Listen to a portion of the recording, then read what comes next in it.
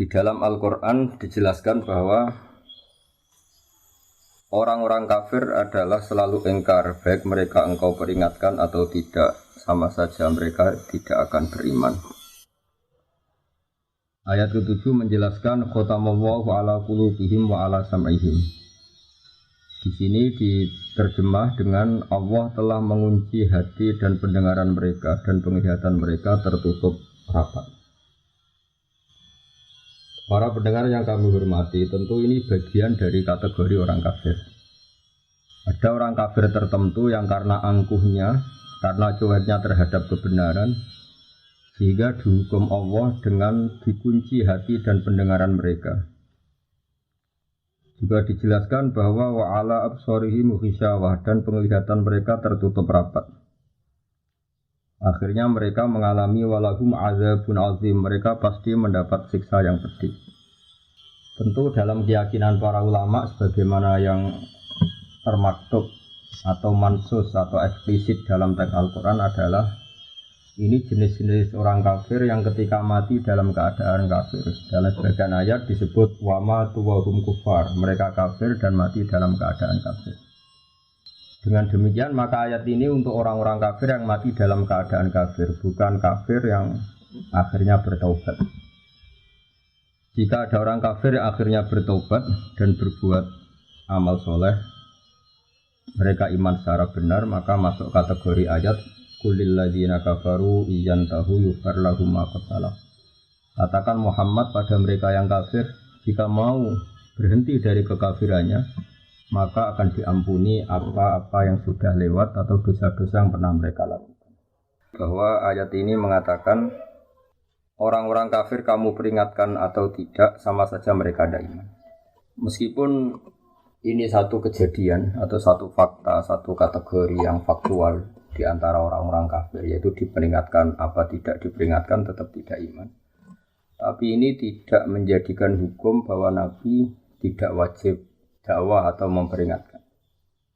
Dalam banyak ayat Allah mengatakan in alaika illal balagh, kamu Muhammad harus tetap menyampaikan meskipun mereka menolak.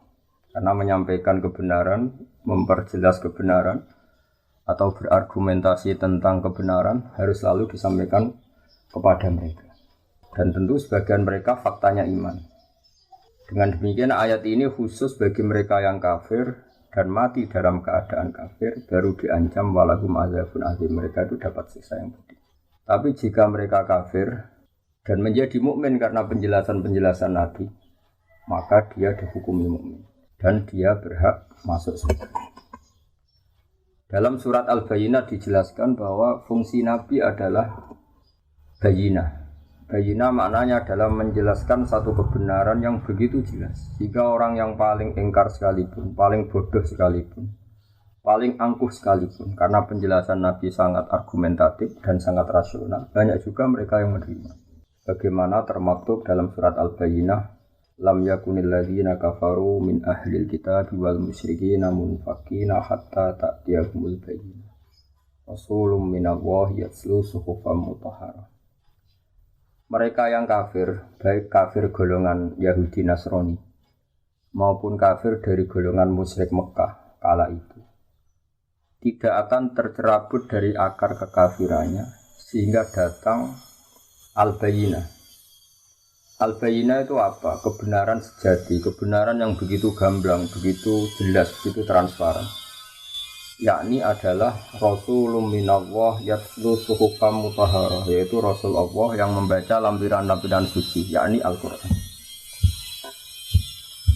Ada fakta sejarah bahwa Umar bin Khattab dulu itu kafir. Dia dikenal dengan preman pasar ukat. Dia dengan lantang mau membunuh Rasulullah. Ketika di tengah perjalanan Umar ketemu sama temannya, dia ditanya, mau kemana kamu Umar? Mau bunuh Muhammad karena dia sudah bikin agama yang baru. Lalu kata temannya tadi, kenapa kamu membunuh Muhammad sementara saudari kamu, saudara putri kamu juga sudah mengikuti Muhammad? Lalu Umar berbalik arah mencari adiknya. Kemudian setelah ketemu adiknya, ternyata adiknya baru mengkaji surat Toha bersama suaminya. Ketika Umar datang dan mendengar surat Toha tadi, yang diantaranya dikatakan ada wahyu, Toha ma anzalna alaikal Qur'ana litasqa illa tazkiratal liman yakhsha. Muhammad, kamu saya turunkan Al-Quran kepada kamu ini bukan untuk kamu celaka. Quran turun kepada kamu hanya untuk sebagai peringatan liman yakhsha, bagi mereka yang punya rasa takut kepada Allah Subhanahu wa Ta'ala. Kenapa Allah perlu ditakuti? Karena Allah adalah zat yang mempunyai langit bumi, yang menguasai alam raya. Sebab itu diistilahkan dalam Al-Quran, tanzilam mimman khalaqal arda was samawati al-ula. Lalu ketika Umar mendengar ayat ini, dia tahu. Dan dia berkomentar, ma hadza min qaulil bashar, enggak mungkin karangan manusia seperti ini. Akhirnya dia iman. Lalu setelah iman, mencari Rasulullah dan ketemu di rumahnya Zaid bin Arqam, kemudian dikenal sebagai tanggal kejayaan Islam karena saat itu Umar masuk Islam. Dengan fakta-fakta seperti ini, maka ayat 5, ayat 6 dan ayat 7 adalah khusus orang-orang kafir yang mati dalam keadaan kafir. Tapi bukan berarti semua kafir adalah ngalami khotamallahu ala qulubihim wa ala sam'ihim. Orang-orang kafir yang hatinya ditutup sampai mati enggak. Sebab banyak juga orang kafir yang akhirnya masuk Islam. Yang masyhur dalam sejarah ada Sayyidina Umar bin Khattab, ada Khalid bin Walid, ada putra Abu Jahal, Ikrimah bin Abi Jahal, ada Abi Sufyan, masih banyak lagi kafir-kafir Quraisy yang akhirnya masuk Islam. Dengan demikian ayat 6 sampai 7 adalah kategori tertentu, yaitu mereka kafir dan mati dalam keadaan kafir. Sementara orang-orang kafir yang akhirnya masuk Islam, baik secara individu kayak Sayyidina Umar, kayak Sayyidina Khalid bin Walid, kayak beberapa sahabat, juga di akhir masa kenabian Rasulullah sebelum beliau wafat, tepatnya peristiwa Fathi Mekah, ketika Mekah dikuasai Rasulullah, adalah ada gelombang di mana orang kafir secara massal masuk Islam, yaitu yang disebut dalam surat Fatah, idza jaa nasrullahi wal fathu wa ra'aitan nasa yadkhuluna fi dinillahi afwaja.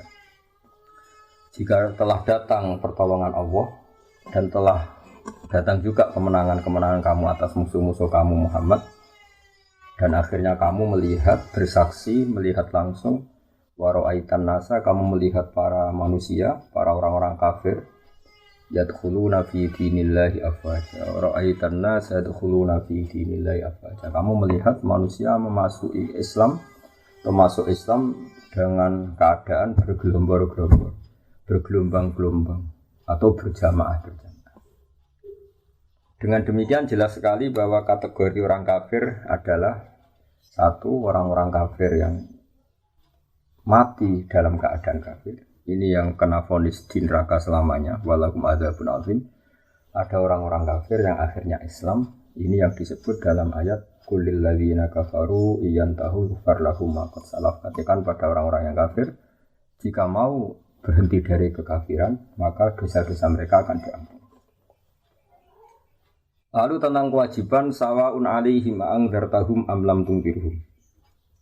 Tentu kita sepakat sebagaimana mansus atau eksplisit atau termaktub dalam Al-Quran, Nabi diutus Allah adalah untuk memberi penjelasan kebenaran. Sehingga dari penjelasan-penjelasan itu Nabi bisa mengubah bangsa Arab yang dulu mayoritas kafir menjadi mayoritas Muslim. Ini yang disebut Al-Bayyinah.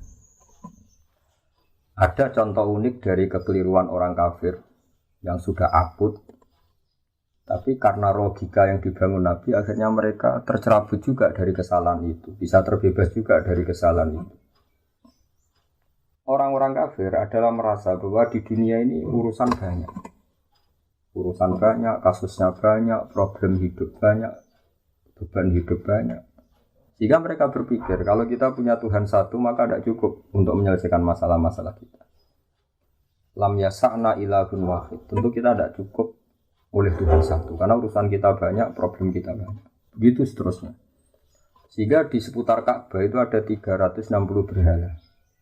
Belum berhala-berhala kecil yang disembah oleh mereka yang musyrik di rumah masing-masing sebagai benda yang dituhankan. Ketika Rasulullah mengajak bahwa Tuhan itu harus satu, Tuhan itu enggak sama dengan makhluk.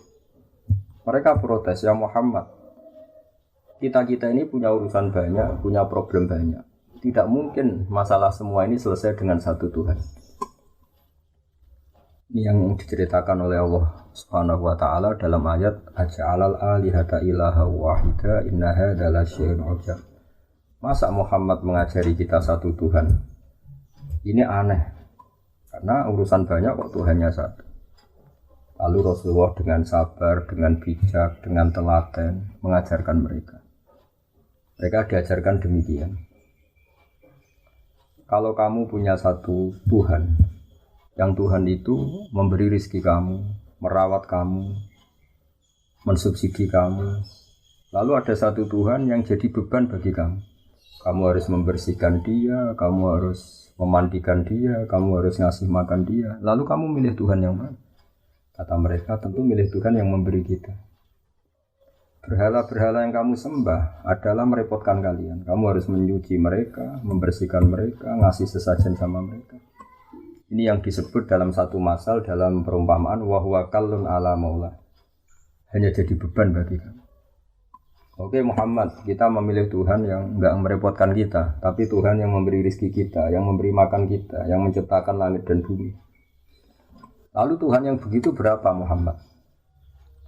Allah memberi penjelasan lagi lewat nabinya. Allah membuat satu perumpamaan. Kalau kalian jadi pembantu, dulu istilahnya budak sahaya. Kalau sekarang mungkin pembantu. Meskipun pembantu dan budak tentu beda. Tapi gampangan dalam perumpamaan begini. Kalau kamu jadi bawahan, kemudian punya majikan banyak, semuanya minta kamu layani, mereka semuanya minta perintahnya dilaksanakan. Mereka akan tersinggung dan marah besar kalau perintahnya tidak dilaksanakan. Lalu majikan Anda ini banyak, perintahnya beda-beda, seleranya beda-beda, semuanya tersinggung kalau semua perintahnya tidak dilaksanakan. Dengan kalau kamu jadi pembantu atau bawahan punya satu majikan. Majikan ini akhlaknya baik, tidak otoriter, perintahnya tunggal. Dan hanya dia majikan kamu. Kamu milih mana punya majikan banyak yang berbeda-beda dengan satu majikan saja? Lalu orang kafir menjawab, tentu Muhammad kita milih satu majikan saja. Kata Rasulullah, begitulah Tuhan. Tuhan kamu adalah nanti yang ngatur kamu, yang merintahkan kamu, yang bikin aturan. Jika Tuhan satu, maka nyaman bagi kita semua. Karena perintahnya satu, dari zat yang satu. Dan tidak ada rivalitas, tidak ada saingan. Ini yang dimaksud dalam ayat Dorobawahu matalar rojulan fihi syuraka mutasyakisuna wa rojulan salamal lirojul hal yastawiyani masalah. Coba Anda logika, Anda angan-angan, Anda pikirkan bagaimana kalau ada seorang lelaki yang jadi bawahan, kemudian dia punya majikan banyak yang seleranya beda-beda, yang perintahnya beda-beda, semuanya minta dilayani, semuanya memerintahkan untuk ditaati. Tentu ini akan membingungkan sang bawahan karena perintahnya beda-beda. Lalu dibanding dengan satu pembantu atau bawahan yang punya satu majikan. Lalu Anda milih mana? Mereka sepakat milih satu majikan. Akhirnya mereka sadar bahwa punya Tuhan banyak itu menjadi repot, menjadi problem, menjadi masalah. Akhirnya lewat kesadaran itu karena barokah ajaran Rasulullah SAW, akhirnya mereka berkeyakinan dan menjadi tahu bahwa fa'alam annahu la ilaha illallah, bahwa memang Tuhan itu harus satu. Di sini yang dimaksud al-bayyinah. Maka pemirsa yang kami hormati, pendengar yang kami cintai, kita jangan bosan-bosan membuat argumentasi ilmiah yang memastikan bahwa Tuhan itu satu. Dan Tuhan adalah ala kulli syai'in qadir. Ini yang dimaksud dengan al-bayyinah. Satu kejelasan, satu kebenaran yang begitu gamblang, begitu jelas sampai semua orang itu menjadi tahu. Ketika kebenaran begitu jelas, begitu gamblang oleh logika yang paling sederhana sampai logika yang paling serius, ini disebut al-bayyinah. Sebab itu Allah mengajari semua nabi adalah dengan hujjah, argumentasi ilmiah. Maka dalam banyak ayat disebut wa tilka hujjatuna atainaha Ibrahim ala qaum. Ada keyakinan orang kafir saat Nabi Ibrahim bahwa berhala itu memberi manfaat. Mereka menyembahnya, mereka memberi sesajen, mereka memuja-muja. Suatu saat di hari besar mereka, semuanya paginya mau datang ke berhala itu di satu area khusus. Lalu malamnya sebelum ada acara, Nabi Ibrahim memangkas semua berhala-berhala kecil dan kapaknya dikalungkan sama berhala paling besar. Lalu paginya geger mereka akhirnya lewat identifikasi sosial akhirnya tahu bahwa pasti pelakunya Ibrahim karena selama ini yang menentang kita nyembah berhala itu Ibrahim. Ditanyalah Ibrahim, kamu yang memotongi berhala-berhala kecil ini? Kata Ibrahim, tidak, tentu yang motongi yang bawa kapak. Kata mereka, ini hanya berhala, gak mungkin bisa motongi, bisa merusak berhala-berhala kecil. Di sini logika mereka kelihatan keliru. Kalau kamu yakin nggak bisa motongi berhala-berhala kecil, kenapa kamu yakin dia Tuhan? Tuhan itu harusnya bisa melakukan sesuatu, bisa berikhtiar, bisa membuat langit bumi macam-macam. Ini hanya berhala. Hanya mereka sadar bahwa mereka salah. Ini yang disebut hujjah. Sebab itu para pendengar yang kami hormati, kita jangan bosan punya logika-logika atau argumentasi ilmiah yang menjadikan umat manusia selalu dalam keadaan tauhid. Ini penting karena iman hanya murni keturunan misalnya atau kultural setempat, ini masih rawan untuk diombang-ambing oleh fitnah atau oleh cobaan-cobaan non-muslim. Tapi kalau iman dengan argumentasi ilmiah yang kuat, insya Allah kalaupun kita hidup di Eropa, di Amerika, di negara mana saja, kalau tauhidnya kuat dengan argumentasi yang al-bayyinah, maka iman ini insya Allah terjaga. Sebab itu para nabi sering mengatakan, Qul inni ala bayyinatin min rabbi. Kita ini begitu jelas mendapatkan kebenaran dari Tuhan. Ada kisah unik zaman kafir Quraisy. Ada seseorang yang malam-malam memuja-muja berhalanya. Kemudian pas dia memuja-muja berhalanya, kebetulan saat itu ada seekor luwak mengencingi kepala berhala itu. Maka dia kaget, terus si menyembah tadi bilang, Ailahun yabulu alaihi sa'laban. Masa ini Tuhan kok dikencingi luwak? Terus dia sadar dan ini. Sehingga hemat kami para pendengar bahwa latihlah terus logika beriman, logika bahwa Allah satu, Tuhan satu. Sebab ini satu logika yang paling final,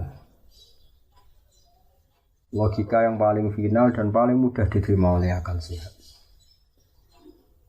Akal kita, rasa kita, fitrah kita, kalau dikatakan Tuhan satu dan Tuhan menguasai alam raya dan Tuhan tidak punya rival, tentu lebih mudah menerima.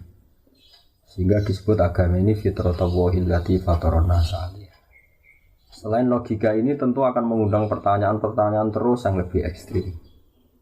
Misalnya logika Tuhan tiga, pasti pertanyaannya lalu tiga ini yang paling hebat siapa?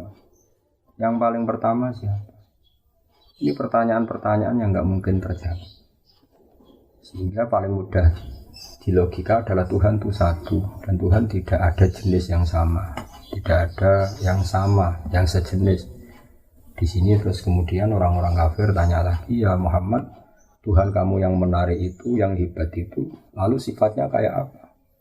Turunlah surat Qul huwallahu ahad, Allahus samad, lam yalid wa lam yulad wa lam yakul lahu kufuwan ahad. Tuhan kami ini juga Tuhan kalian, Tuhan sealam raya dan Tuhan yang sejati adalah Tuhan yang satu. Allahus samad dan Tuhan yang menjadi tujuan untuk kita lapuri masalah-masalah kita. Tuhan yang kita berdoa kepadanya setiap kita punya masalah. Lalu ciri Tuhan lagi adalah lam yalid wa lam yulad. Dia tidak melahirkan juga tidak dilahirkan. Ini penting karena Tuhan adalah zat yang nggak mungkin ada kembarannya. Sehingga kalau punya anak nanti tentu anak itu sejenis dengan Bapak. Padahal ini tidak mungkin dalam Tuhan. Karena Tuhan adalah laisa kamitslihi syai'un, pasti tidak ada kembarannya. Karena Tuhan adalah zat yang azali, yang pertama, dan tentu punya sifat-sifat yang sama sekali berbeda dengan makhluk. Yang oleh istilah para ulama disebut mukhalafatul hawadisi, pasti beda dengan makhluk. Kalau bahasa Quran menyebut laisa kamitslihi syai'un, pasti enggak ada badannya.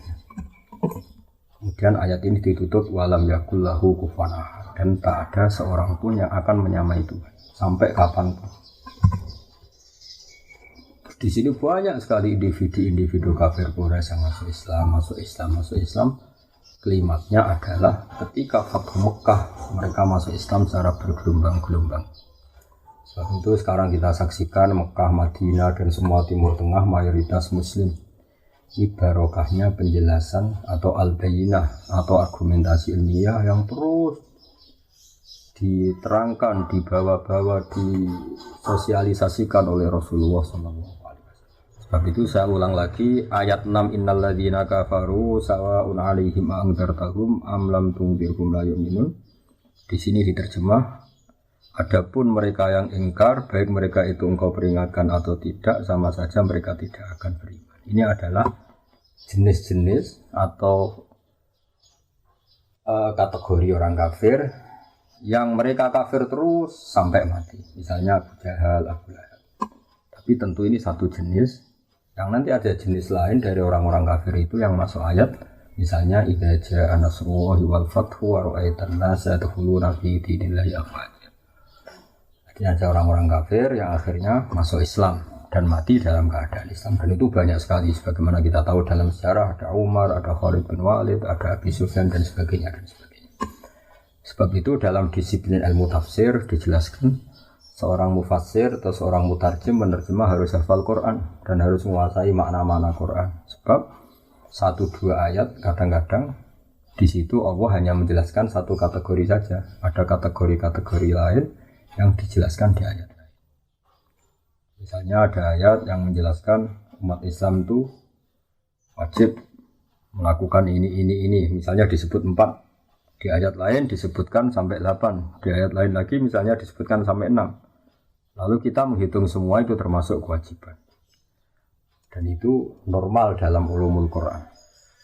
Sebab itu misalnya di sini diterangkan hanya ada orang kafir, misalnya yang akhirnya berjenis sawa'un 'alaihim a'andzartahum am lam tunzirhum. Orang-orang kafir yang kamu peringatkan apa enggak tetap enggak mukmin, artinya tetap kafir. Tapi ada orang-orang kafir yang akhirnya munfakin, tercerabut dari akar kekafirannya karena datang sebuah bayinah. Ini yang disebut lam yakunil ladzina kafaru min ahlil kitab wal musyrikin munfakina hatta ta'tiyahumul bayinah.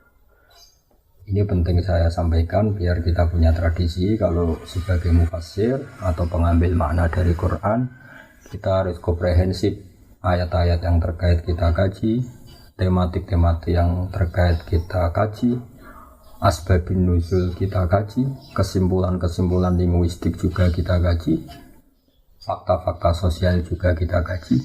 Dengan demikian terus kita menyimpulkan ada sekian kategori yang baru boleh kita yakini sebagai hasil penelitian atau hasil penafsiran.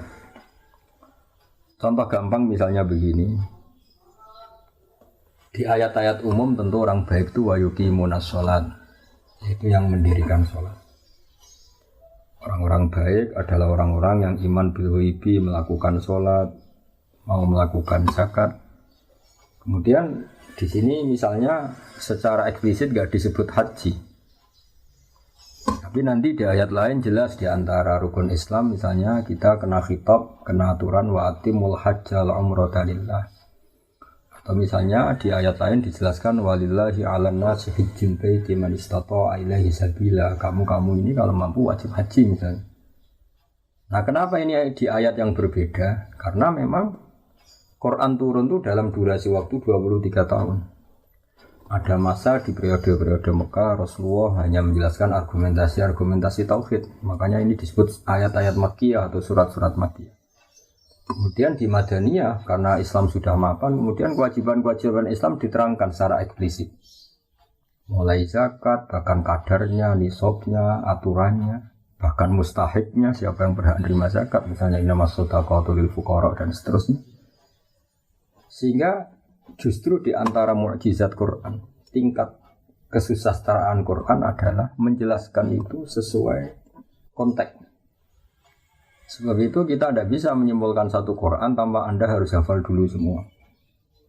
Kalau tidak, kamu harus mengikuti ulama yang hafal, yang ahli tafsir. Karena ayat ini menjadi komprehensif, menjadi lengkap pemaknanya setelah kita memperbandingkan. Misalnya tadi di awal Baqarah belum dijelaskan kewajiban haji. Tapi nanti di awal juz 4 misalnya ada kata-kata walillahi 'alan nasi hajjul baiti man istata'a ilaihi sabila. Di ayat lain sampai dijelaskan cara berhaji. Misalnya kamu harus begini, kalau haji itu ada kemungkinan ifrad, tamattu, qiran. Kalau tamattu aturannya faman tamatta bil umrati ilal haji famastaysara minal hadi dan sebagainya. Dengan warning dari saya demikian, saya mohon sekali bahwa ulumul Quran adalah ilmu yang sangat sensitif, yang sangat peka, karena Quran adalah kitab suci, panutan umat Islam. Maka sebaiknya seseorang jangan gegabah dalam menafsirkan Quran. Kalau kita tidak ahlinya, bisa merujuk ke terjemah Kemenak atau terjemah-terjemah keluaran Al-Azhar, keluaran konsensus para ulama yang kredibel, atau mengikuti ulama-ulama yang muktabar, yang kredibel, yang kapabel di bidang. Saya kira untuk pertemuan ini kami anggap cukup, dan insya Allah pada pertemuan berikutnya mulai ayat 8 yaitu Allah menerangkan tentang sifat-sifat orang munafik yang dimulai dari ayat wa minan nasi may yaqulu amanna billahi wa bil yaumil akhir wa ma hum bimumin.